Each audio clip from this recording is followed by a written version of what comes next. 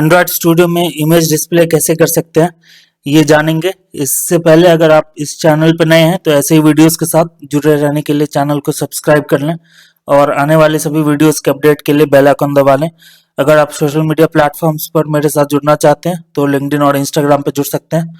तो चलिए स्टार्ट करते हैं आज का टॉपिक। इमेज डिस्प्ले करने के लिए जो आपको जरूरी है वो क्या है, वो है इमेज व्यू। और ये इमेज व्यू आपको कहाँ मिलेगा, जो आपका पैलेट का सेक्शन होता है इसमें आपको सर्च में आप डायरेक्टली इमेज व्यू टाइप करेंगे तो आपको इमेज व्यू मिल जाएगा।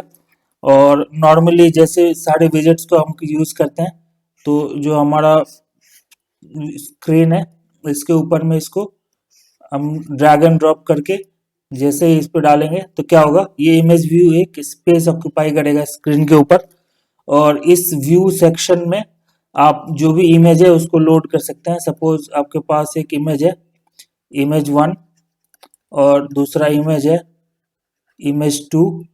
तो जो भी आप इमेज व्यू के ऊपर में लोड करवाएंगे तो वो पर्टिकुलर इमेज लोड हो जाएगा। और बाकी सारे विजेट्स के तरह भी इमेज व्यू को हम एक आईडी असाइन करेंगे। लेट्स से इसका नाम हम लोग रखते हैं इमेज व्यू 1। तो ये पर्टिकुलर आईडी को यूज करके हम जो भी इमेज इसके ऊपर में डिस्प्ले करवाना चाहेंगे वो डिस्प्ले हो जाएगा। सपोज अगर इमेज 1 हम इसके ऊपर डिस्प्ले करवाते हैं तो अगर हमको एक दूसरा इमेज डिस्प्ले करवाना इन केस अगर हमारे पास एक बटन है यहाँ पे और हम क्रिएट करना चाह रहे हैं कि जब भी ये बटन क्लिक हो तो जो इमेज व्यू के ऊपर में इमेज लोडेड है इमेज 1 ये चेंज होकर के इमेज 2 में कन्वर्ट हो जाए। तो ये कैसे कर सकते हैं, तो इसके लिए बहुत सिंपल है। जो भी हमारा जावा फाइल है, जावा फाइल में एज यूजुअल बाकी सारे विजेट्स की तरह इमेज व्यू टाइप का एक वेरिएबल हम लोग क्रिएट करेंगे। इसको इमेज रख लेते हैं नाम और इसको इमेज व्यू टाइप में कन्वर्ट करना पड़ेगा जब भी हम लोग find view bye ID use करेंगे। और फाइंड व्यू बाय आईडी में जैसे हम लोग बाकी विजेट्स को फाइंड करते हैं यहाँ पर आईडी देना पड़ेगा जो भी हमारा इमेज व्यू है उसका। तो इमेज व्यू 1 हमने यहाँ पर डाल दिया। तो अब हमारे पास जो जावा फाइल है उसके अंदर में एक वेरिएबल क्रिएटेड है इमेज, जो जिसका टाइप क्या है इमेज व्यू।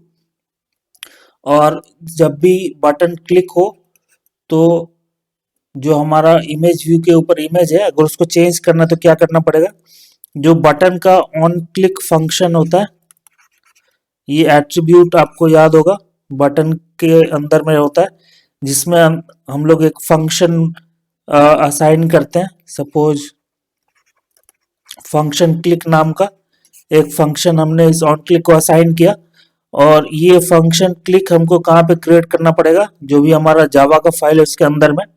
और इस फंक्शन क्लिक के अंदर में ही ये जो सारा सेक्शन है इमेज व्यू का ये ऐड करना पड़ेगा हमको। तो सपोज जब भी बटन क्लिक हो तो फंक्शन क्लिक के अंदर में ही जाएगा और देखेगा कि हमारे पास में एक वेरिएबल है इमेज नाम से और इसमें हमने डाल रखा है कि जब भी बटन क्लिक हो तो जो इमेज व्यू के ऊपर में रिसोर्स है वो चेंज हो जाए। उसके लिए क्या करना पड़ेगा, जो इमेज वेरिएबल है हमारा उसको यूज करके हमको सेट करना पड़ेगा दूसरा रिसोर्स। तो यहाँ पे image dot set image resource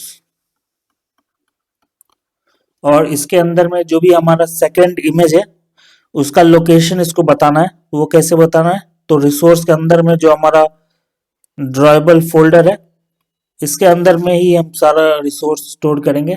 और सपोज हमने इमेज 2 नाम रख रखा है जो हमारा सेकंड इमेज है उसका, तो यहाँ पे इमेज 2 डाल देंगे।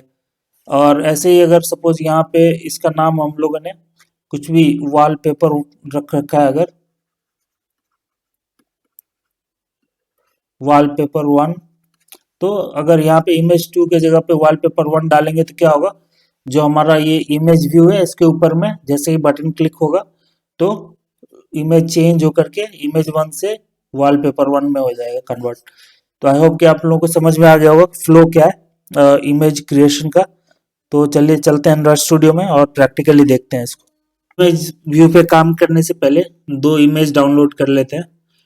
तो कोई सा भी डाउनलोड कर लेते हैं, डॉग पिक। तो सपोज इसको सेलेक्ट करके ओपन कर लेते हैं पहले, और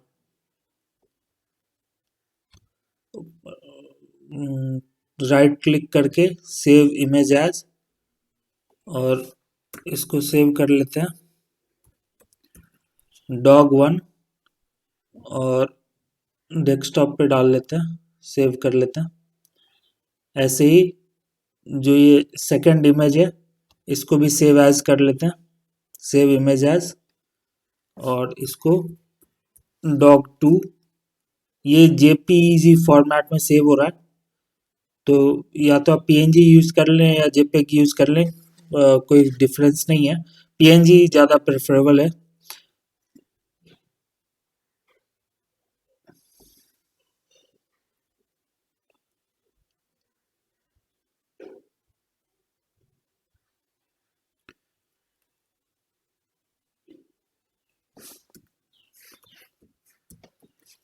dog2 सेव कर लेते हैं डेस्कटॉप पे, और इसके साथ ही चलते हैं एंड्रॉयड स्टूडियो में। और एंड्रॉयड स्टूडियो में आने पे जो ये हमारा लास्ट जो डेमो था ये अभी भी ओपन है, इसी में आगे कंटिन्यू करेंगे। और जो हमारा प्रोजेक्ट है आप लेफ्ट साइड में ऊपर देखेंगे, इस पर क्लिक करते ही जो आपका फोल्डर स्ट्रक्चर है ये ओपन हो जाएगा। इसमें रिसोर्स के अंदर में ड्रॉएबल पे आपको इस फोल्डर के अंदर में जो भी आपने इमेज डाउनलोड किया या आपने क्रिएट किया है खुद एडिट करके, उसको आपको इसके अंदर में स्टोर करवाना पड़ेगा। ड्रॉएबल के अंदर में आपको इमेज ड्रॉप करने के लिए विंडोज में आप क्या कर सकते हैं, या तो आप ड्रैग एंड ड्रॉप कर ले जहाँ जिस फोल्डर में भी आपने इमेज को सेव किया है, या फिर आप सीधा कॉपी करके पेस्ट कर सकते हैं। तो जो भी इमेज मैंने डाउनलोड किया उसको मैंने एक सिंगल फोल्डर के अंदर में अभी डाल दिया है, ताकि एक जगह रहे। तो इन दोनों को सेलेक्ट करके मैंने यहाँ पे कॉपी कर लिया है, और कॉपी करने के साथ ही चलते हैं एंड्रॉयड स्टूडियो में, और इस ड्रॉएबल पे क्लिक करके अगर कंट्रोल वी करेंगे तो यहाँ पर ये आपको ऑप्शन दिखा रहा है लॉगिन डेमो का, इसको ओके कर लेते हैं। तो यहाँ पे आप देखेंगे कि दो इमेज यहाँ पे स्टोर हो गया, और इन दो इमेजेस पे हम लोग काम करेंगे। तो अब चलते हैं वापस से हमारा जो लेआउट का सेक्शन है डिज़ाइन मोड में, और यहाँ पे आप देखेंगे जो हमारा पैलेट है, पैलेट में आप जैसे ही इमेज टाइप करेंगे तो यहाँ पे आपको इमेज व्यू आ जाएगा। इस इमेज व्यू को ड्रैग एंड ड्रॉप कर लेते हैं स्क्रीन के ऊपर में, और ड्रैग एंड ड्रॉप करते ही आप देखेंगे यहाँ पे जो ड्रॉएबल फोल्डर में हमने इमेज ऐड किया है वो दो ऑप्शन यहाँ पे आपको दिख रहा है। तो dog1 जो है इसको सेलेक्ट करके ओके कर लेते हैं, और ओके करने के साथ ही आप देखेंगे स्क्रीन के ऊपर में ये आ गया, लेकिन आपको इसको एडजस्ट करना पड़ेगा। तो इसको रिसाइज कर लेते हैं, और रिसाइज करने के साथ साथ आपको यहाँ पे देखेंगे कि जो आपका इमेज व्यू है, इमेज व्यू का जो स्पेस है उसी स्पेस को ये ऑक्यूपाई करेगा, उसके बाहर नहीं जाएगा। और इसलिए जैसा आप साइज चाहते हैं आपको अपने इमेज व्यू का जो साइज है ओवरऑल उसको एडजस्ट करना पड़ेगा। तो सपोज हमने यहाँ पे एक ये इमेज ऐड कर दिया, और जो हमारा कंपोनेंट ट्री है उसमें आप देखेंगे अभी रेड शो कर रहा है इमेज व्यू 2 के बगल में। तो इसको सबसे पहले जो इसका आईडी है वो चेक कर लेते हैं, वो है इमेज व्यू 2, तो इसी को रहने देते हैं अभी। और इसके साथ ही जो हमारा इमेज व्यू है इसका कंस्ट्रेंट क्या है उसको प्लस करके ऐड कर देते हैं, ताकि ये स्क्रीन के ऊपर में फिक्स रहे एक पोजीशन पे। ये हिले नहीं, अदरवाइज रन टाइम पे ये टॉप लेफ्ट कॉर्नर 0 0 पोजीशन पे खुद ही मूव हो जाएगा। तो अभी हमने क्या किया है, जो हमारा इमेज व्यू है उसको ऐड करके हमने इसमें एक इमेज जो हमने डाउनलोड किया है वो ड्रॉबल फोल्डर से इसमें ऐड कर दिया है। और अब चलते हैं जो हमारा main activity dot Java file है उसके अंदर में, इसके अंदर में आप देखेंगे ये लास्ट टाइम का जो हमारा कोड का सेक्शन हमने कवर किया था वो ऑलरेडी है। तो इसको कमेंट कर लेते हैं। कमेंट जावा में आप कैसे कर सकते हैं, तो 2 फॉरवर्ड स्लैश अगर आप ऐड करेंगे तो जिस लाइन के पहले आप ऐड करेंगे वो पूरा लाइन एज अ कमेंट ये ट्रीट करेगा, मतलब उसको जब भी कंपाइल करेगा तो उसको इग्नोर करेगा कंपाइलेशन टाइम पे। या फिर एक से ज्यादा लाइन अगर आप मल्टी लाइन कमेंट जिसको बोलते हैं वो ऐड करना है तो कैसे करेंगे, फॉरवर्ड स्लैश और स्टार, ये ऐड करते ही जो बिगिनिंग जहां से आपको कमेंट स्टार्ट करना वो बिगिनिंग यहाँ से मार्क हो जाएगा। फिर आपको एंड कहाँ पे करना वो भी करना पड़ेगा, अदरवाइज ये पूरा एंड तक पूरे फाइल को ही ये एक तरह से कमेंट के तरह ट्रीट करेगा। तो यहाँ पर जो हमारा लाइन नंबर 24 है इसमें डॉट शो सेमी कॉलन के बाद एक एंडिंग टैग इसका ऐड कर देते हैं। एंड कैसे करेंगे, स्टार फॉरवर्ड स्लैश। तो आप देखेंगे लाइन नंबर 16 से 24 तक ये कमेंट हो गया। तो अब चलते हैं आगे। इसी में नीचे ऑलरेडी जो हमारा बटन क्लिक फंक्शन है इसी के अंदर में इमेज व्यू का एक वेरिएबल क्रिएट करते हैं, इमेज व्यू टाइप का। तो इमेज व्यू इमेज इक्वल्स और इसको इमेज व्यू टाइप में कन्वर्ट करवाना पड़ेगा फाइंड व्यू बाय आईडी में जब भी हम यूज करेंगे तो। और इसके अंदर में R dot I D dot, और आईडी जो है हमारा वो क्या है, इमेज व्यू 2, इसको ऐड कर दिया हमने सेमीकोलन से क्लोज। और इसके बाद जो हमारा इमेज है, इमेज वेरिएबल को यूज करके हम लोग फंक्शन यूज करेंगे सेट इमेज रिसोर्स, तो डॉट सेट, और जैसे ही आई टाइप करेंगे तो काफी सारा ऑप्शन यहाँ पे आपको दिख जाएगा। यहीं पे आपको दिखेगा सेट इमेज रिसोर्स, तो इसको यूज कर लेते हैं। और इसको यूज करने के साथ ही आपको लोकेशन देना पड़ेगा कि कहाँ पर है आपका इमेज। तो आर डॉट ड्रॉएबल,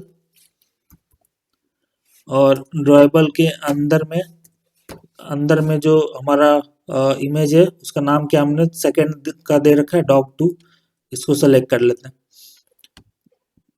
इसके साथ ही जो हमारा कोडिंग का सेक्शन है इस सेक्शन का कंप्लीट हो गया। तो ये होगा क्या, जो जब भी बटन क्लिक करेंगे हम, बटन क्लिक फंक्शन के अंदर में आके ये देखेगा कि इमेज व्यू टाइप का एक वेरिएबल हमने इमेज क्रिएट कर रखा है। तो जब भी बटन क्लिक हो तो इस इमेज व्यू पे जो रिसोर्स है वो दूसरा सेट कर देना है डॉग 2। तो अब चलिए चलते हैं वापस से हमारा जो activity main dot XML file है, और इसमें इसको थोड़ा सा और एक्सपैंड कर लेते हैं ताकि ये थोड़ा बड़ा दिखे।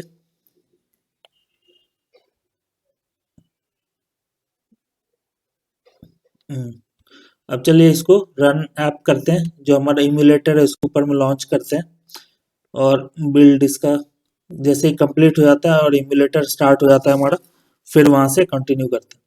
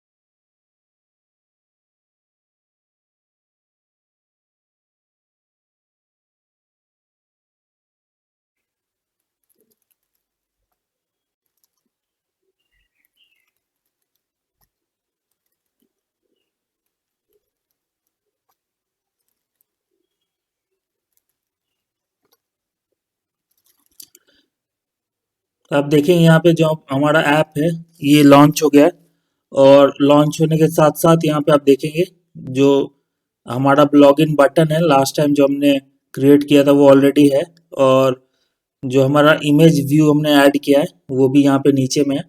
तो इसको मूव कर लेते हैं और स्क्रीन पे सेंटर पे लेके आते हैं इसको, और अब चलिए चलते हैं लॉगिन पे क्लिक करते हैं। तो आप देखेंगे जैसे ही हम लॉगिन पे क्लिक करेंगे तो जो इमेज है हमारा वो चेंज हो गया। तो आई होप कि आप लोगों को इमेज व्यू कैसे यूज करना है ये समझ में आ गया होगा। थैंक्स फॉर ज्वाइनिंग, मिलते हैं अगले सेशन में।